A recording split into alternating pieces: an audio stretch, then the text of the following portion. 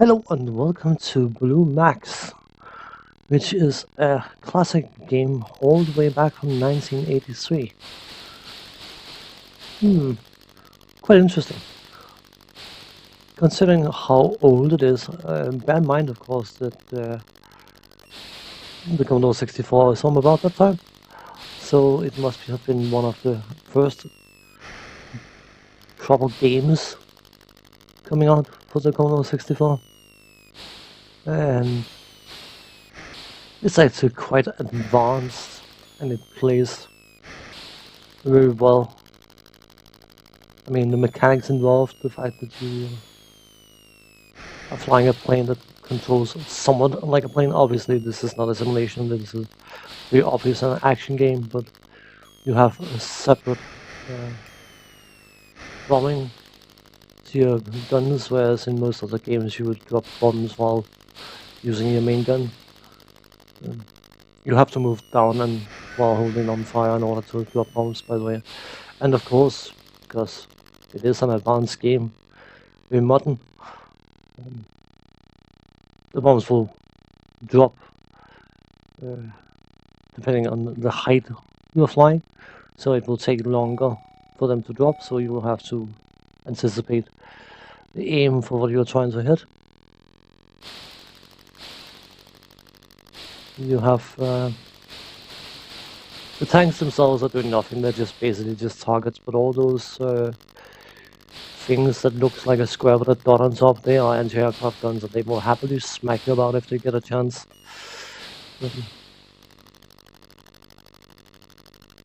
The interface bar at the bottom is the color coding is actually information about various altitude differences. When it's brown, you are in perfect strafing height.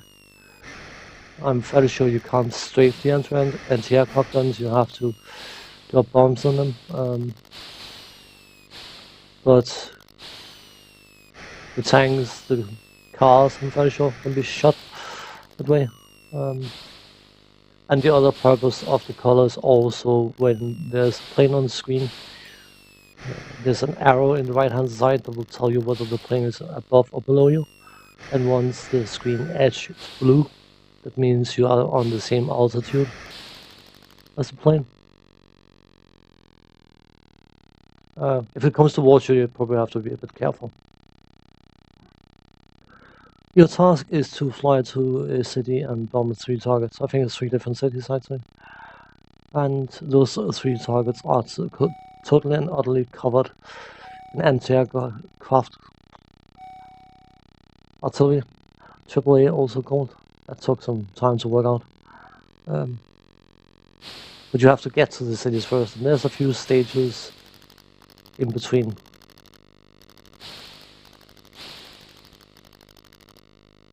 If you collide with anything, your game is over. You don't have any lives, you have a few graze hits. If you know, there's nothing to see now, but there probably will be shortly.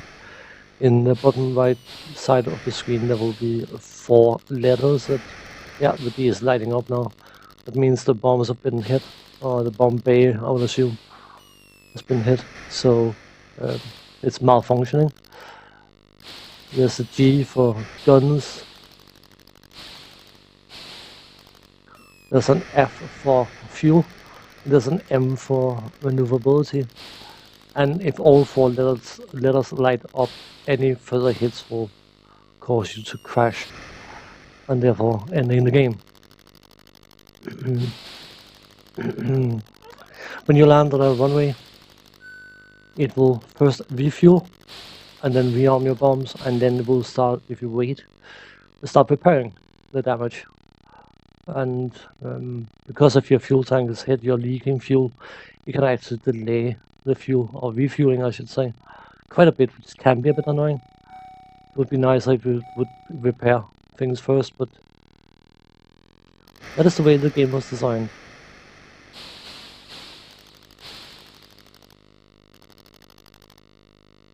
You have objectives you can hit on the way to the city. Anything that's flashing blue or have one of those blue squares on top of it, like certain buildings and certain bridges, is a primary target and will give you extra points to actually hit them.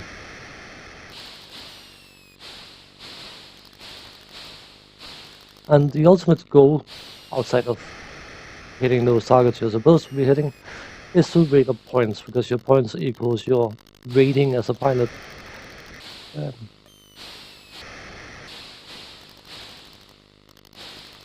According to the story, Blue Max is actually an English pilot, and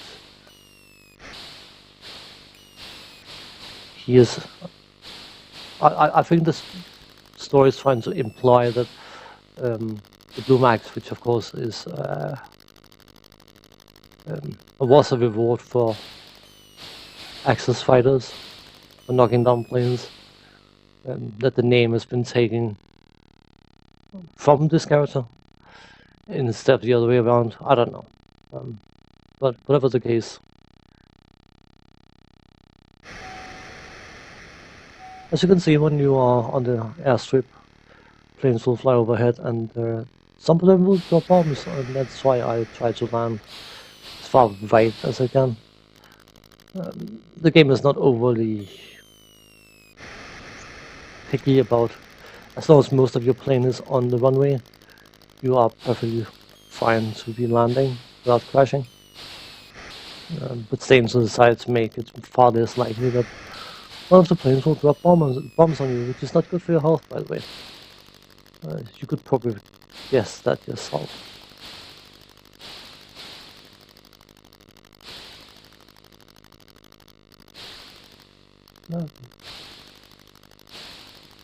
It's annoying when the bomb bay is hit. Trying very hard to drop bombs on the bloody buildings, but nope, won't happen. As you can probably see, the fuel goes down quite dramatically once the fuel is hit. I haven't found it to be an issue. I took a hit to the fuel thing, whatever it is, just after takeoff, and I still had plenty of fuel to get to the next airfield.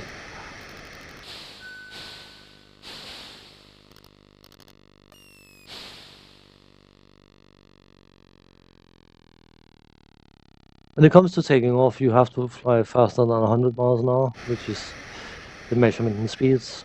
It is an English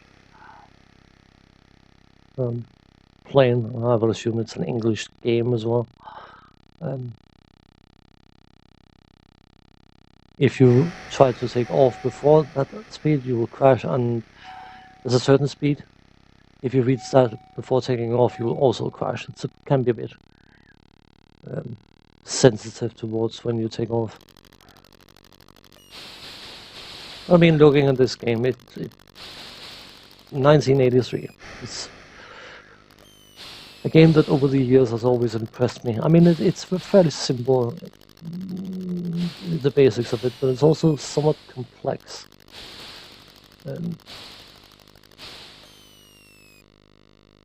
The gameplay in it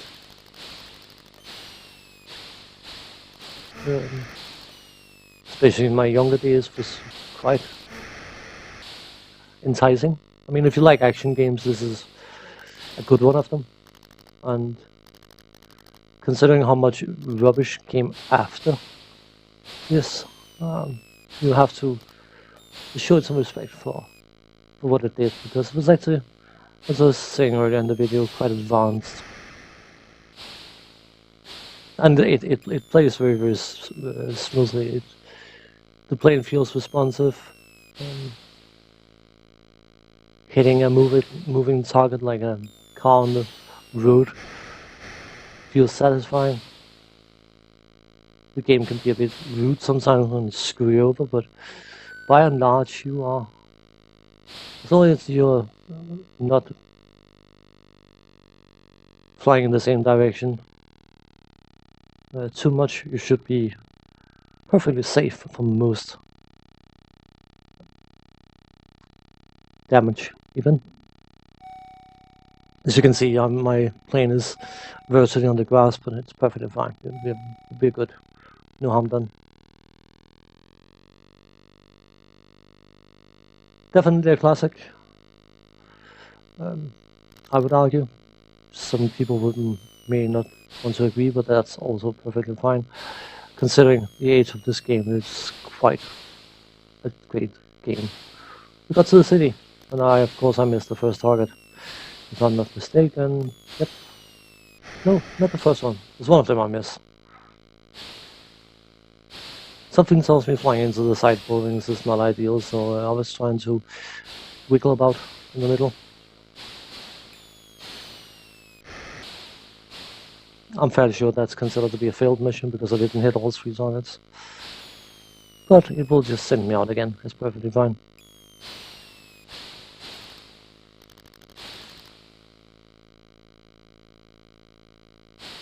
That's the game in a nutshell. For a quick burst of somewhat mindless action, you can't go wrong with Blue Max. Don't let the age of it discourage you. It is absolutely brilliant. A game I've always enjoyed picking up from time to time and just spend half an hour on. And whoever made it did a very fine job, especially considering the age of it. I'm quite impressed. The graphics are good, sounds are good, and the gameplay is enjoyable. And that is what you want from a game, ultimately.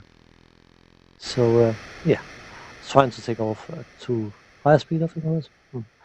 In any case, I will say, hope you found this enjoyable in some way, shape, or form. And thanks for watching. Take care, and see you in the next one.